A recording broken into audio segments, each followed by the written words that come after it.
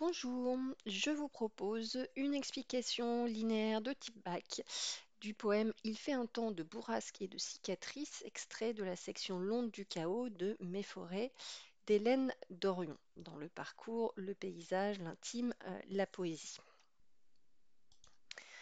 Alors, Hélène Dorion est une autrice québécoise née en 1958 qui a écrit une trentaine de livres, reçu plusieurs prix littéraires. Après avoir enseigné quelques années, elle a été critique littéraire, elle a collaboré à la réalisation d'émissions littéraires, elle a dirigé même des éditions, les éditions du Norrois, avant de se concentrer pleinement à l'écriture. Le poème étudié fait partie de la section L'onde du chaos, dont plusieurs poèmes commencent par l'anaphore Il fait un temps, qui développe une sorte de météorologie où se mêlent éléments naturels et éléments humains. On peut dire que, comme dans tout le recueil, nous avons affaire à des vers libres, sans ponctuation, organisés en strophes de longueur très inégale. Je vous mets cette citation trouvée sur le site de l'École des Lettres, qui, comment dire, contextualise un petit peu le moment de l'écriture. Donc, Hélène Dorion a longtemps vécu dans les Laurentides avant de rejoindre la région de l'Estrie. La présence de la forêt autour d'elle est consubstantielle à sa présence au monde depuis l'enfance. Alors que le confinement l'a obligée, comme le monde entier, à s'encabaner dans sa maison, la forêt est naturellement devenue tout autre chose que le décor familier de son existence. Ce serait comme si elle avait éprouvé la viscérale nécessité que les arbres entrent en elle, qui lui apprennent tout ce qu'elle ignore, elle, membre de l'espèce Homo sapiens. Donc on voit bien qu'il y a ici une volonté de se connecter aux arbres, d'écouter ce qu'ils ont à nous dire, et on le voit dans ce poème qui évoque euh, la crise écologique et notre tendance à nous, êtres humains, à ne pas vouloir prendre pleinement conscience du problème et de nos responsabilités. Alors, je vous lis le texte. Il fait un temps de bourrasque et de cicatrices, un temps de séisme et de chute. Les promesses tombent comme des vagues sur aucune rive. Les oiseaux demandent refuge à la terre ravagée, nos jardins éteints entre l'odeur de rose et de lavande. Il fait un temps de vers éclatés, d'écrans morts, de nord perdu, un temps de pourquoi, de comment, tout un siècle à défaire le paysage. Mon chant soulève la poussière de spectacles muets, comme un trou béant dans la maison noire des mots. Il fait un temps jamais assez, un temps plus encore, et encore, plus, encore, plus. On ne pourra pas toujours tout refaire. Dans ce temps de bile et d'éboulis, les forêts tremblent sous nos pas, la nuit approche. On pourrait d'ailleurs lire Les forêts tremblent, sous nos pas, la nuit approche.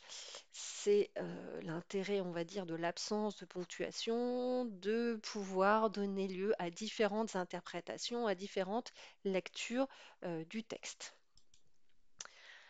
Alors, pour le mouvement et la problématique. Il est difficile de dégager un mouvement dans ce texte, dans la mesure où les liens sont assez lâches, il y a des retours sur des thèmes évoqués au début, repris. Donc, je trouve ça assez compliqué. On va dire que du vers 1 à 13, c'est assez simple. On a un dévoilement progressif du thème du poème, à savoir la crise écologique et la destruction du paysage par l'homme. Mais ensuite, c'est un petit peu plus chaotique, peut-être d'ailleurs à l'image de ce que veut évoquer la poétesse. Vers 14 à 17, on a une évocation du rôle de la poésie dans cette prise de conscience, ça c'est très clair. Vers 18 à 22, la poétesse retourne à l'évocation de la crise et de ses causes. Et enfin, à la fin du poème, on revient au thème central, les forêts qui reflètent les sentiments de l'autrice, qui reflètent aussi le monde humain, hein, qui ont donc un rôle dans cette prise de conscience. Donc ma problématique sera, en quoi ce poème peut-il se lire comme un poème engagé qui tente d'éveiller les consciences face à la catastrophe écologique en cours? Donc les deux premiers vers, on peut parler de distiques parce qu'ils sont un petit peu à part, hein. Un distique, c'est une strophe de deux vers, évoquent une période de bouleversement, de tempête au sens propre et figuré qu'on peut relier au titre de la section L'onde du chaos. L'anaphore Il fait un temps est une tournure impersonnelle liée à la météo qui scande le texte et même l'ensemble de la section en mêlant ici, grâce au complément du nom, temps, hein, il fait un temps, complément du nom de bourrasque, de cicatrice, et plus loin, de séisme, de chute. Donc vous avez quatre compléments du nom qui relèvent de la météo avec le terme bourrasque, qui relèvent d'éléments qui caractérisent les êtres humains avec le terme cicatrice, de la géologie avec le terme séisme, ou qui sont plus polysémiques, qui vont plutôt englober, on va dire, ces trois thèmes précédents avec le terme de chute. Et on peut parler de zeugm dans le sens que on associe entre eux deux compléments qui sont de nature sémantique différente. Voilà, donc comme avec l'hypallage qui est assez récurrent dans la poésie d'Hélène Dorion, ça permet justement de tisser des réseaux entre différents champs sémantiques. Le point commun, c'est que tous ces éléments évoquent une période de trouble qui touche aussi bien le monde naturel que celui des humains. Le dévoilement de cette tempête, de sa nature et de ses causes va se faire de façon progressive et les trois vers suivants révèlent pour moi l'inaction des hommes. Le terme de la chute qu'on a vu dans le verbe précédent est repris avec le verbe tombe. D'ailleurs, il y a aussi une correspondance de sonorité avec le T. Et la comparaison comme des vagues semble indiquer un mouvement répétitif, continu, mais qui ne mène à rien, comme le suggère la négation, sur aucune rive. Il n'y a pas d'espoir, il n'y a pas de perspective finalement à ces promesses. Évidemment, à ce stade-là, on ne sait pas de quelle promesse il s'agit, hein. Le thème, le poète est très implicite, mais on devine une vision pessimiste de la période vécue et au fur et à mesure qu'on comprend qu'il s'agit de la crise écologique, on peut penser à toutes les promesses d'action, tous les congrès, les COP, etc., qui finalement ne mènent pas à grand-chose. Et donc, euh, cette promesse, cette inaction, on voit dans les vers suivants que c'est face à la destruction de la nature. Donc, on est orienté vers un pessimisme lié à la crise écologique. J'ai dit deux vers suivants, c'est plutôt les quatre vers suivants, avec le terme ravagé, hein, avec le terme, enfin terre et oiseau, on est bien sur la crise écologique. L'oiseau pouvant évoquer peut-être la colombe après le déluge, qui d'ailleurs rappelle dans les sonorités le terme refuge. Et donc, il y a un risque de ne pas trouver de terre habitable, hein. L'allitération R que j'ai soulignée en rouge souligne cette idée de destruction ainsi que le participe passé éteint, que le évidemment, le participe passé ravagé, éteint évoque en plus l'absence de lumière, peut-être de vie, d'oiseaux éventuellement, d'insectes. On sait que la biodiversité, sa destruction fait partie des problématiques de la crise. Et tout cela malgré la présence de végétation liée à la présence humaine, évoquée dans la participiale nos jardins éteints entre l'odeur de rose et de lavande. Hein. C'est une participiale puisqu'on a sujet nos jardins et le participe passé ayant été éteint, hein, qui sert de verbe. Donc, le jardin, la rose, la lavande, tout ça euh, lié à l'odeur, quelque chose de positif, hein, qui contraste évidemment avec l'idée de destruction.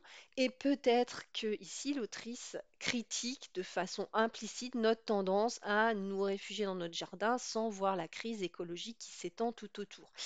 On n'oublie pas qu'on est aux États-Unis aussi, qu'il y a voilà, toute cette végétation et qui peut nous faire oublier que, eh bien, même si nous, on peut avoir la sensation d'être protégé dans notre petit espace personnel, de façon plus globale, les paysages sont peu à peu détruits.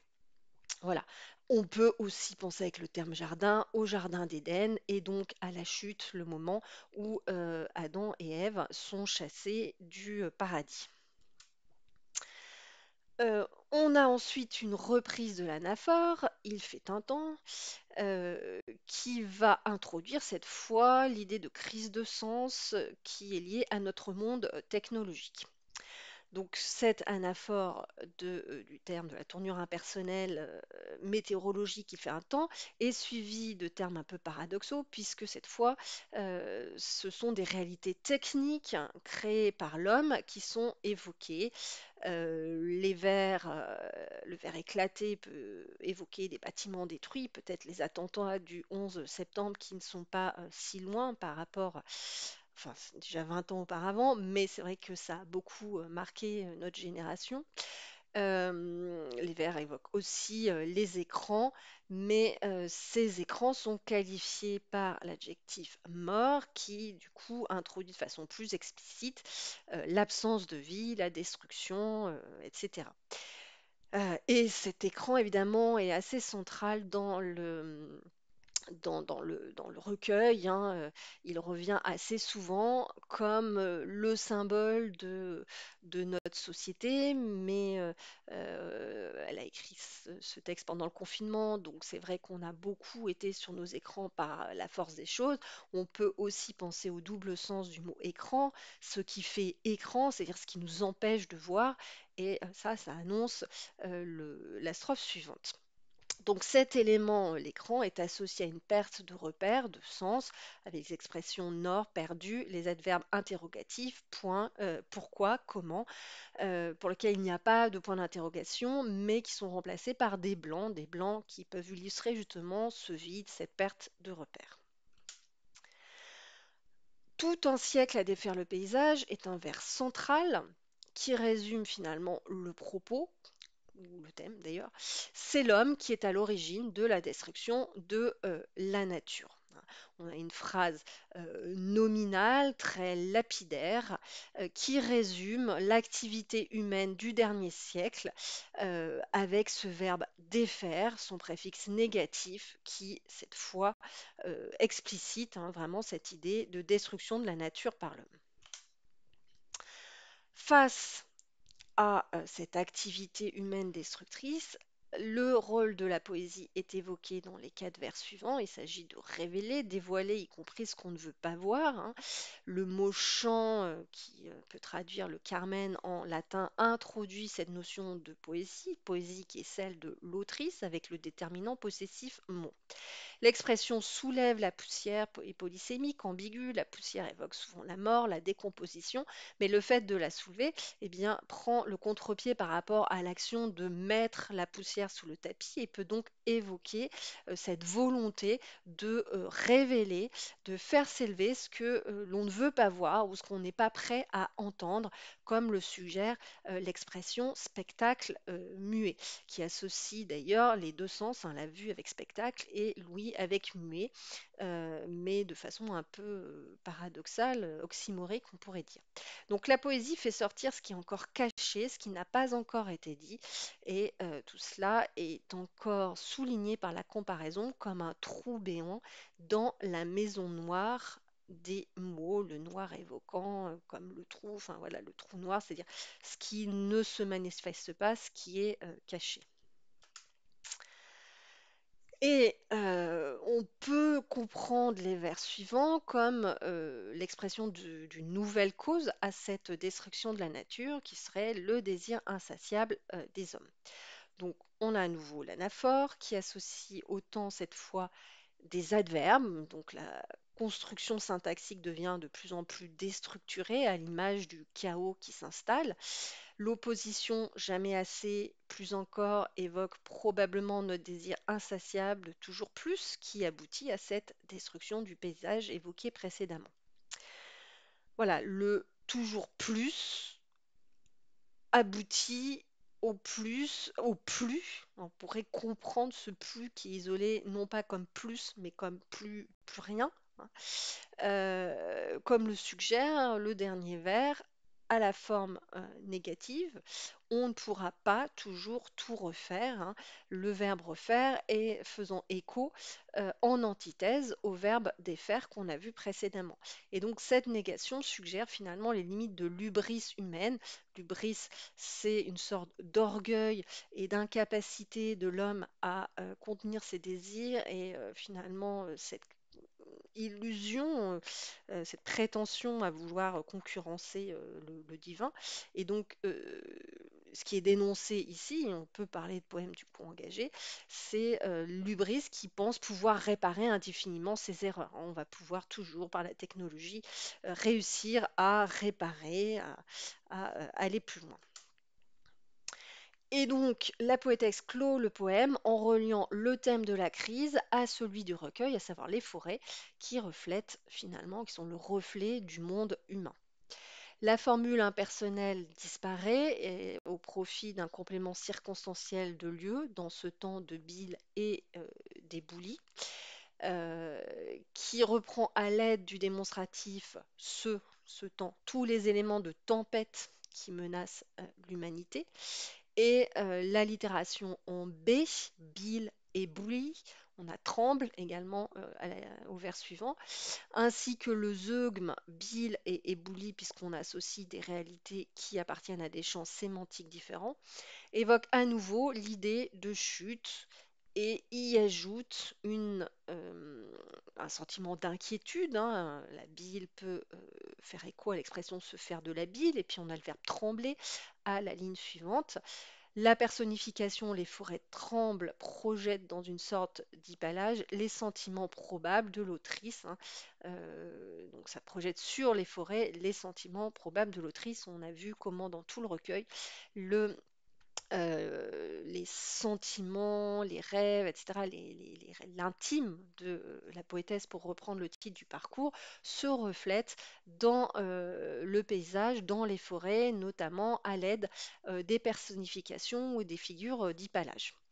Le dernier vers, les deux derniers vers, sous nos pas, la nuit approche, peuvent paraître d'apparence un peu anodines, hein, mais ils peuvent aussi se lire de façon symbolique et montrer finalement avec la nuit l'avancée de la catastrophe écologique qui s'annonce, la nuit évoquant finalement le néant. En conclusion, ce poème tiré de la troisième section Long du chaos en explicite le sens, hein, le sens de chaos, en évoquant de façon progressive la crise écologique et la destruction par l'homme du paysage. Hélène Dorion évoque le rôle de la poésie, un rôle engagé finalement, même si elle ne revendique pas une position de poétesse engagée. Et donc, il s'agit de trouver les mots qui invitent les hommes à prendre conscience de ce qu'ils refusent souvent de voir. Voilà pour cette explication, j'espère qu'elle vous aidera à réviser.